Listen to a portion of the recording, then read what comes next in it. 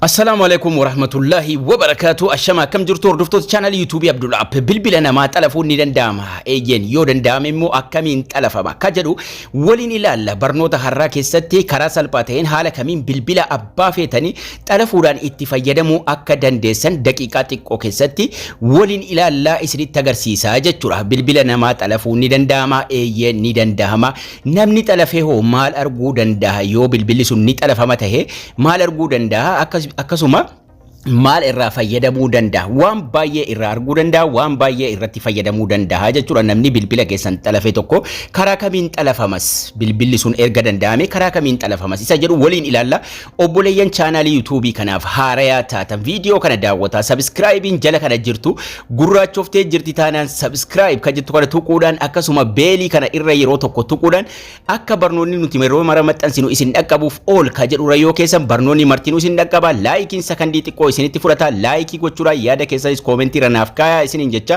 chaanaalii kiyya jala seenuudhaan barnoota baay'ee irraa argachuu dandeessu gara barnoota keenyaatti yeroo dabarfannu namni bilbila namaa xalafe tokko maal irraa argachuu danda'a akkasuma akkamitti xalafama yoo xalafame immoo akkamitti beekama isa jedhu mara isa waliin ilaalla barnoota har'aa kana keessatti jechuudha daqiiqaa xiqqoo keessatti waan maraa waliif ibsinaa jechuudha.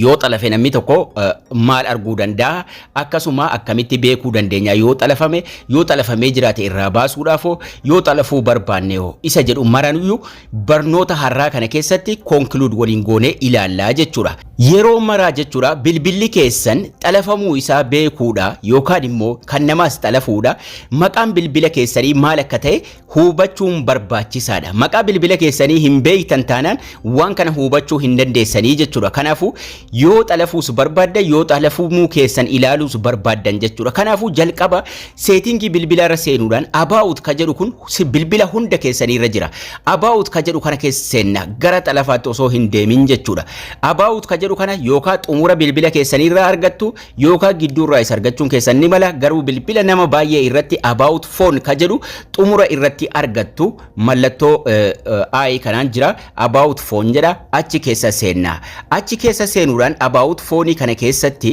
gubbaa yookaan immoo jalqabuma irratti suuraa bilbila keenyaa nuu kaa'uudhaan maqaa bilbila keenyaa achi nuu kaa'aa jechuudha maaliif waan nuti deemaa jirru kana nu fayyada waan ta'eef jalqaba kana beekuun barbaachisaadha jechuudha about phone keessa seenuudhaan maqaa bilbila keessanii jalqaba ilaallattu maqaan bilbila keenya hundaayyuu suuraa bilbila kaa'uudhaan isa ta'u maqaa bilbila keenyaa gubbaa sanarratti barreessee jira yoo feetan edit godhachuu dandeessu edit gochuudhaan gara maqaa keessaniitti deebifachuu ni dandeessu jechuudha ka galaxy yookaan immoo hawaii waan adda addaa jedhee isiniif fida waan sana yoo feetan gara maqaa keessaniitti edit godhachuudhaan deebifachuu dandeessu anyway akkasitti dhiiftanu maqaa bilbila keessanii beekuu qabdu jechuudha sanaan booda namni bilbila keessan haa godhe maal arguu danda'a isa jedhutti yeroo dabarfannu fakkeenyaaf aappii adda addaa buufattanii suuraa keessa kaawwattu taanaan yookaan immoo social media adda addaa fayyadamaa jirtu taanaan waan social media sana wal qabate maraayyuu akkasuma aappii isin suuraalee adda addaa keessa kaawwattan mara dabalate arkuu danda'a jechuudha akka amma asirratti argitan dropbox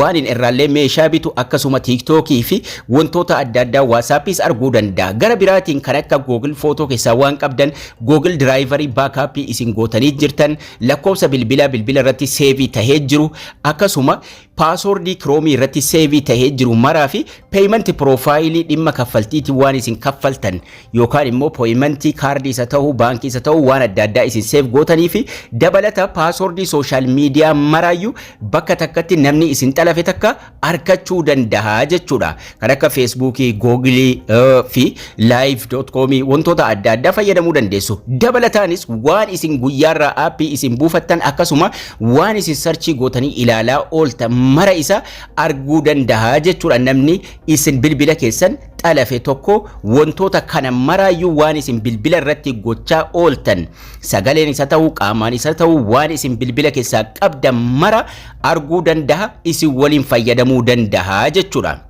Kanafu nama isin godhe kanammoo yookaan immoo nama isin xalafe maaliin beekuu dandeessu? Akkasuma bilbila xalafamamoo maaltu xalafama? Ka xalafamu dhibbaaf dhibbatti bilbila osoo hin taane iimeelii keessantu xalafamuu danda'a. Sanaaf immoo qoricha isaa duraan barsiisaan ture seetingiira seenuudhaan googilii keessa seennee waliin haa ilaallu.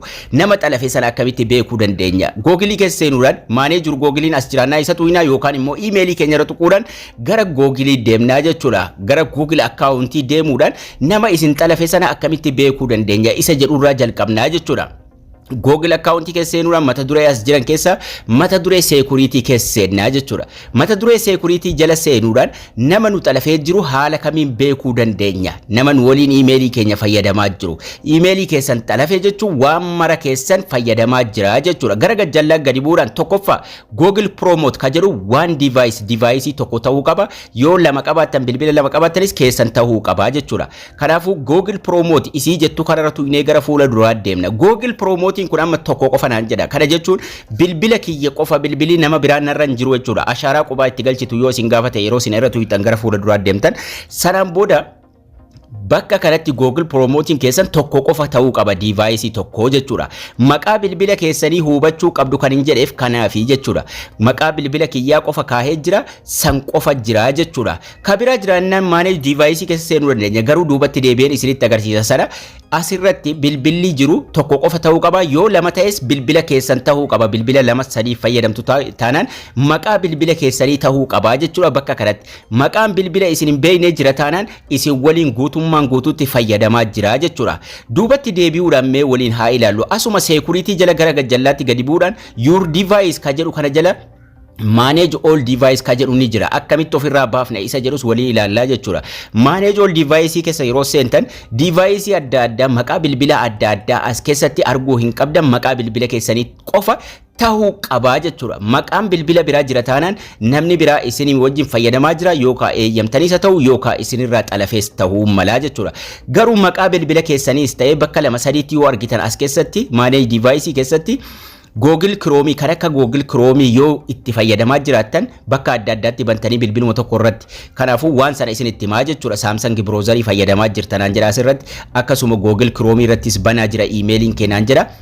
Wantoota akkanaa akka computer jedhee yoo argitanis yoo bilbila keessan computer desktop saayitii gootanii Chrome irratti fayyadamaa jiraattan haala kanaan isiniif fida waan ta'eef rifachuu hin qabdan jara akkasii kanaa jechuudha. Yoo Chrome irratti browserii adda addaa desktop saayitii gootanii fayyadamaa jiraattan jechuudha. Sanaan ala maqaa bilbila biraa of keessatti arginan remove gochuu qabdu of keessaa baasuu qabdu jechuudha. Akkamitti remove godhama maqaa bilbila nuti hin beekne? Fakkeenyaaf jarra akkasii kun amma Android tablet inni illee maquma biyyan jiru naaf ibsaa jira akkasuma Google Chrome dhanaan jira anuma fayyadamaa jira. Irra tuquudhaan ka isin hin taane sign out gootuu jechuudha. Sign out isin jettu kun as jirti. Sign out gochuudhaan ofirraa baaftu maqaan bilbila isin hin beekne isin wajjin fayyadamaa jira taanaan irra tuquudhumaan sign out gootanii ofirraa baaftu passwordii keessanis jijjiirrachuu qabdu jechuudha. Kanaafuu namni takka kan inni xalafuu danda'u bilbila keessan osoo hin taane emailii keessan xalafa emailiin keessan xalafame jechuun immoo guutuu bilbila keessanii wanni isin fayyadamaa jirtan marti isa namni sun isin waliin fayyadamaa jechuudha. Kanaafuu emailii keessan jabeeffachuu dirqama. Akkaataa emailii itti jabeeffatan duraan barsiiseen jira. Chaanaalii kiyya playlistii jala argattu achirraa daawwachuudhaan emailii keessan jabeeffachuu qabdu akkasuma passwordii bareedaa itti godhachuu qabdu. Barnoonni keenyas kana fakkaata. Haga barnoota itti aanu walitti deebinutti turtii gaarii.